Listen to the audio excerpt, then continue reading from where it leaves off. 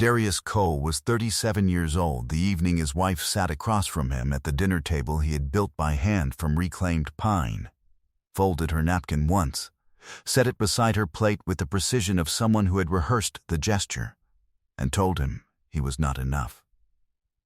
Not in those words, exactly. The words were longer and more carefully assembled than that. There was language about growth and about alignment and about wanting more from life than what the two of them had managed to build together.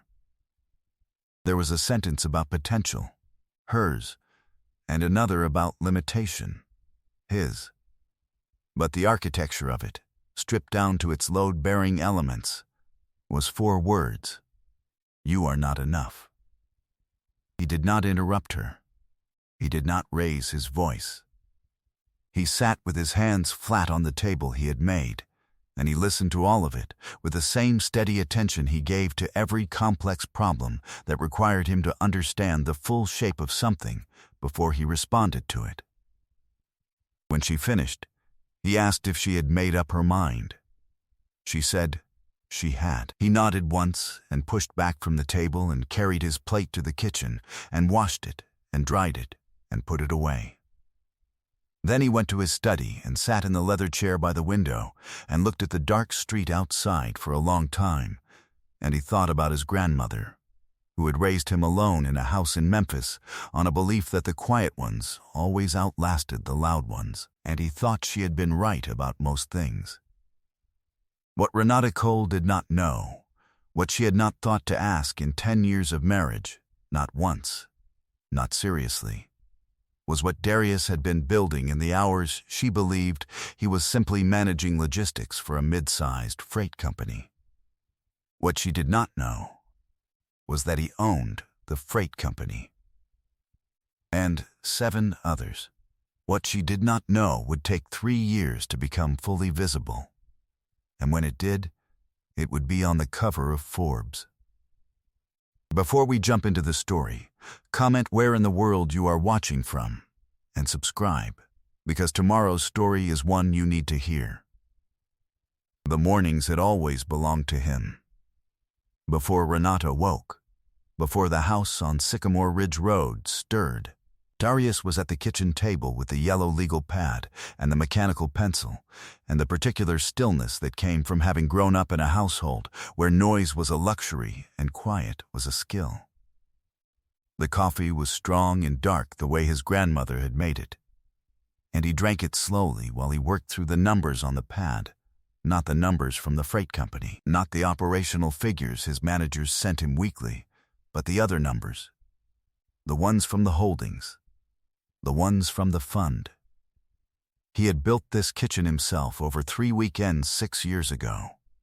The cabinets were maple, routed and fitted with a precision that had surprised the contractor he had hired to do the plumbing rough-in, who had walked through the space and asked twice whether Darius had done the carpentry professionally.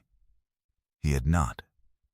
He had learned from his grandfather before his grandfather's hands gave out, and from YouTube after that, and from the simple discipline of doing a thing badly once, and then understanding why, and doing it correctly the next time. The backsplash was handmade ceramic tile, irregular, warm glazed, each piece slightly different from the last. Renata had chosen the pattern from a magazine. He had laid it. She had photographed it and posted it, and received compliments on her eye for design. He had not corrected her.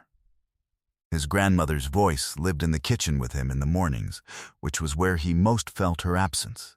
She had died 4 years ago, at 81, in a hospital room in Memphis where he had sat beside her for the last 11 hours, and her final advice to him had been delivered at hour 9, when she was still clear and still herself. "Baby, don't let anybody's opinion of you become your ceiling." He had held her hand and told her he wouldn't.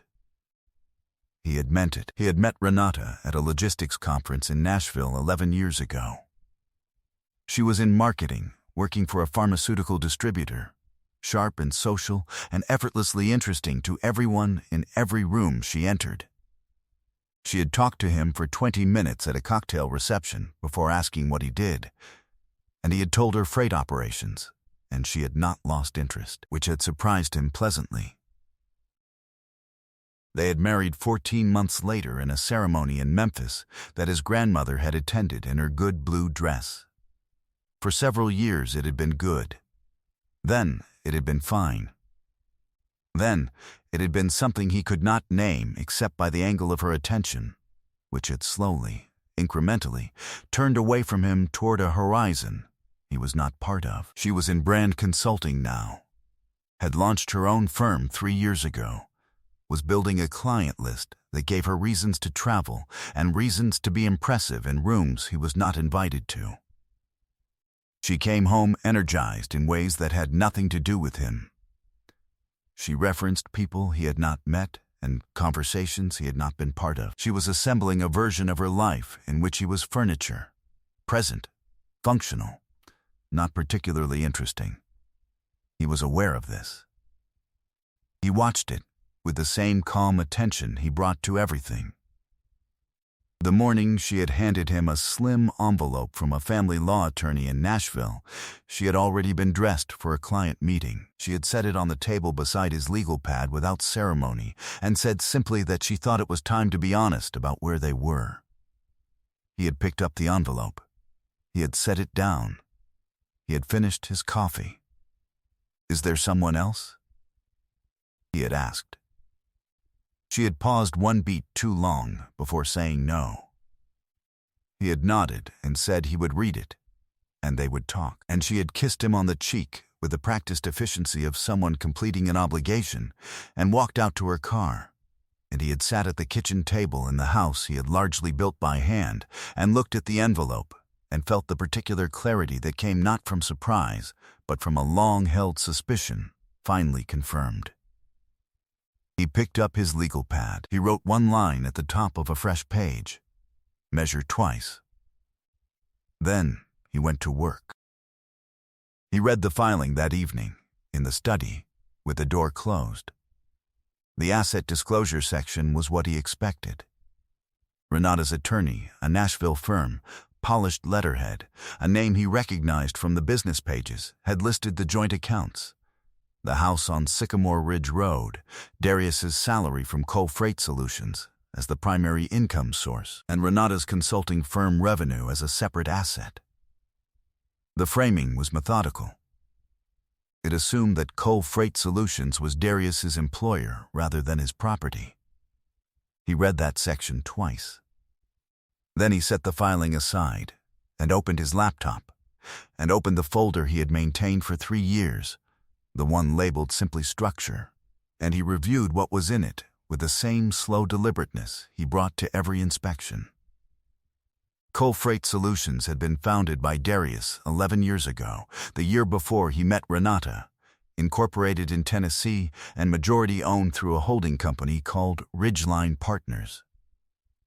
Ridgeline Partners also held interests in a warehousing operation in Memphis, a last-mile delivery network in the Mid-South, a small regional carrier in Georgia, and 3 commercial properties in Nashville and Chattanooga. There was a private equity fund, small, focused, just over $8 million in committed capital, that he had structured with 2 partners 18 months ago. Renata knew he worked long hours. She knew he traveled for work. She had been told, when she asked, that freight was complicated and that the operational side required constant attention. She had stopped asking questions about specifics approximately 6 years ago.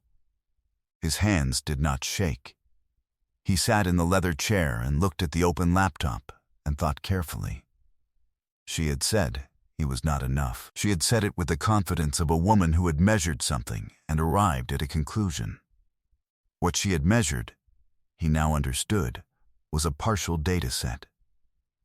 She had looked at the salary line and the modest car and the worn-in work boots and the calloused hands, and she had performed an assessment. The assessment was wrong, but she did not know it was wrong, and that was the thing that required the most careful thought.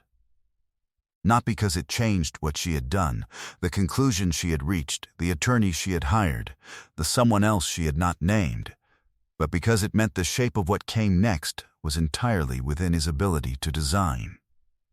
He opened a new folder on the desktop. He named it Renata. Then he picked up his second phone and called his attorney. "I need you available tomorrow morning," he said. "And I need you to pull the full structure document. All of it." He set the phone down. He looked at the study wall, where a framed photograph of his grandmother hung beside a whiteboard covered in handwritten numbers that only he could read. She had told him not to let anyone's opinion become his ceiling. He had no intention of starting now. Howard Marsh had been Darius's business attorney for 8 years and had the particular quality of a man who had seen most things and been surprised by very few of them. He was 63, deliberately unhurried, and reviewed documents the way surgeons operated, with complete attention and no wasted movement. He reviewed the structure file for 40 minutes while Darius sat across from him and drank coffee from a paper cup. At the end, he set down the last page and looked at Darius with the expression of a man doing arithmetic. "Their discovery request is going to be interesting," Howard said. "It is. They've listed Cole Freight as your employer. They haven't looked at the ownership structure. They looked at what was visible," Darius said. "I kept the rest quiet." Howard made a note. "Ridgeline Partners is structured correctly, predates the marriage, capitalized from premarital assets, documented. The subsequent acquisitions through Ridgeline are similarly protected. The real property holdings are titled to the entity." He looked up. "None of this is subject to division under Tennessee marital property law. The salary she knows about, and the joint account equity, that's what she gets." Darius nodded. "Do you want to settle quietly or let discovery run?" Darius thought about it for a moment. "Let discovery run. But I don't want the full picture to come out in stages. I want it to come out all at once, in the clearest possible way." Howard looked at him. "That's an unusual request." "She told me I wasn't enough," Darius said. "I want her to understand what that sentence cost her." Howard wrote something on his legal pad. He did not comment on this. He said, "I'll have the full response to their discovery request prepared within 3 weeks. It will be comprehensive." On the way back to the office, Darius stopped at his Uncle Wendell's house on the east side of Nashville, a narrow shotgun house that Wendell had owned for 30 years, where he kept a rocking chair on the porch and a perspective on things that Darius had relied on since childhood. Wendell was on the porch when he pulled up. 70 years old, slow-moving, quick-thinking, a man who had worked 30 years in manufacturing and retired with the unhurried dignity of someone who had never wasted emotion. Darius sat in the other porch chair and told him the shape of it without elaborating. Wendell was quiet for a moment. "She said you weren't enough." "She did. And she doesn't know." "No." Wendell rocked once, twice. "Your grandmother used to say that pride is the most expensive thing a person can buy on credit." He looked at the street. "That woman bought a lot on credit." He paused. "What are you going to do?" "I'm going to build what I was already building," Darius said. "I'm just not going to hide it anymore." Wendell nodded slowly. That was all. Darius drove back across town to his office, a plain-fronted building in a commercial district that bore no name on the exterior, which he had always preferred.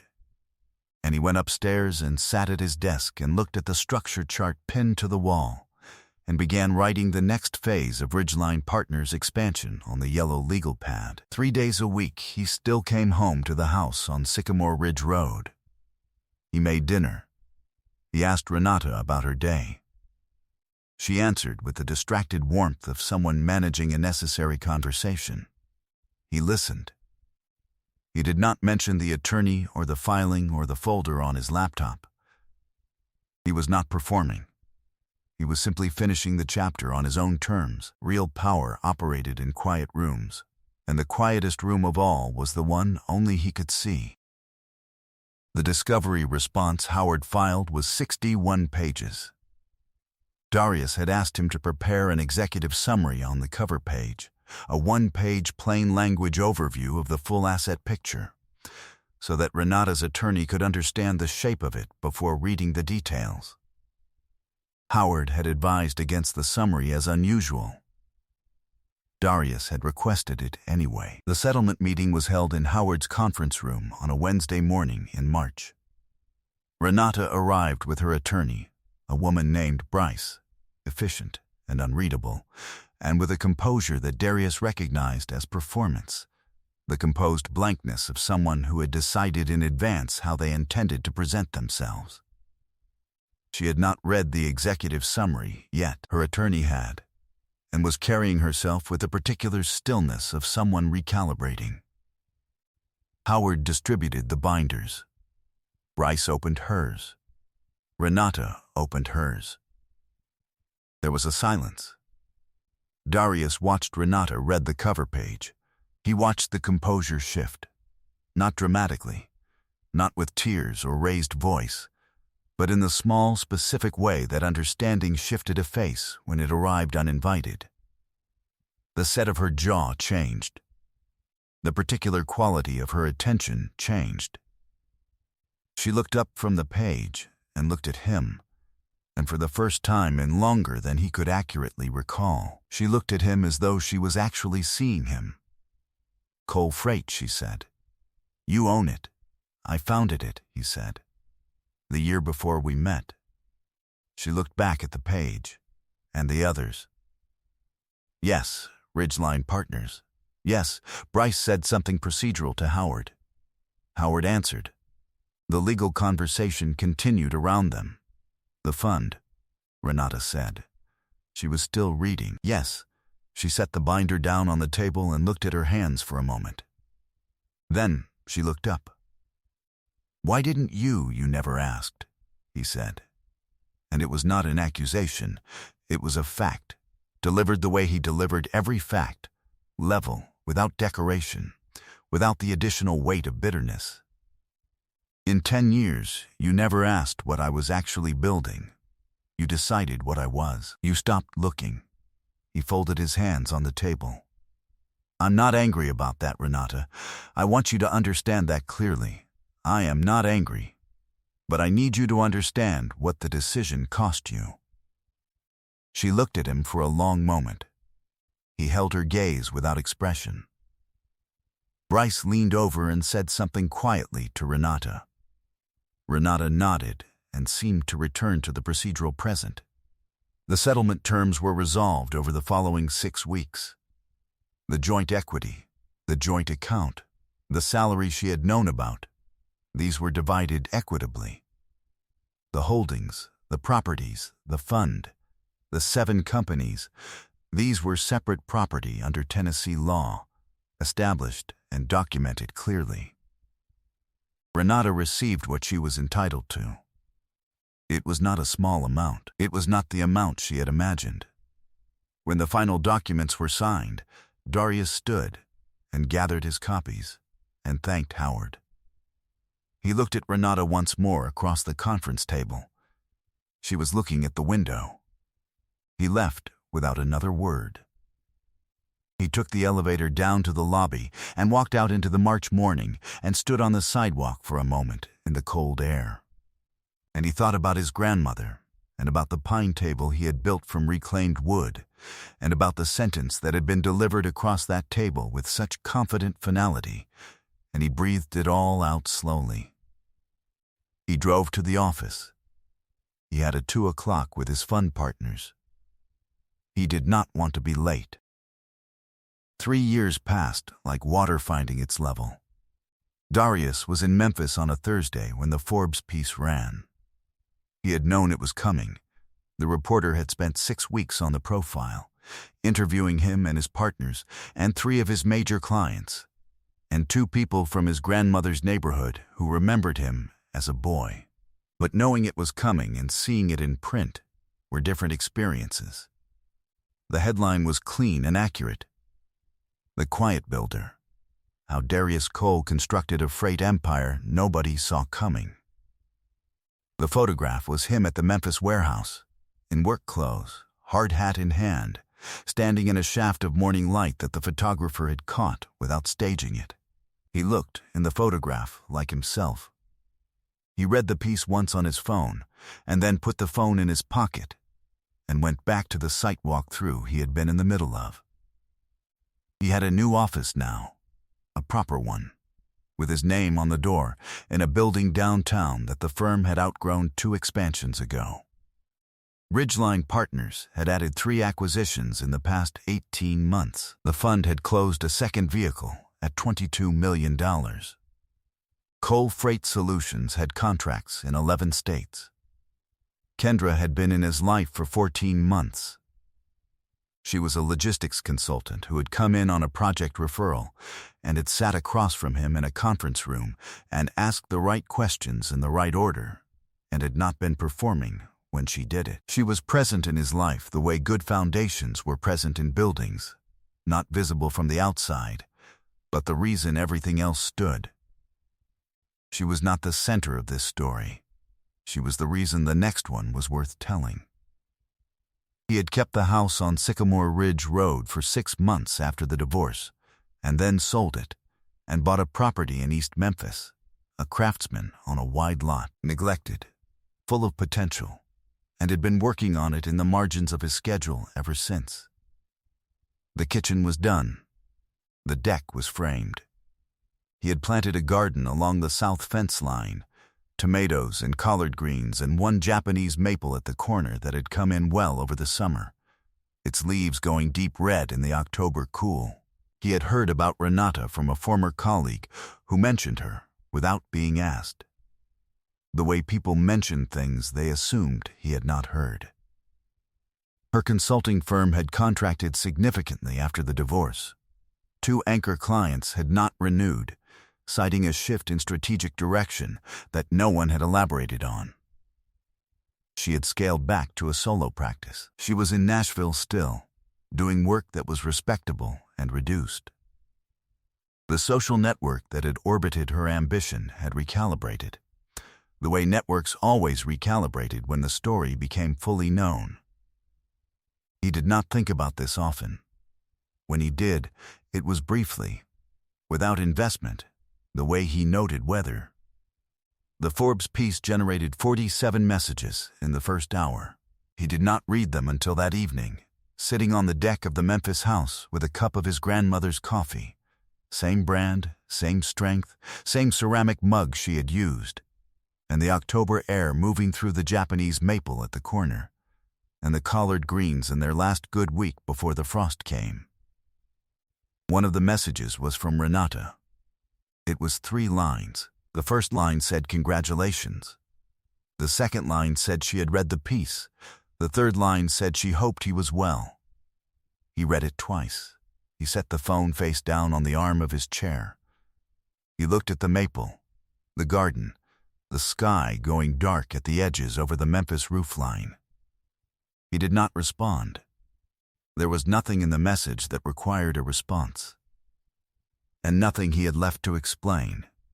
Some things, he thought, were worth the patience to build right, and some sentences, delivered across a pine table on a Tuesday evening, with the napkin folded and the decision already made, had consequences that no congratulation could reach backward and undo. He finished his coffee in the quiet. The maple held its color. The garden held its rose. He was free. He was solvent. He was unbothered. I hope you enjoyed that one. Be sure to like the video and subscribe so you don't miss the next story. I've picked out 2 more for you that I think you'll really like.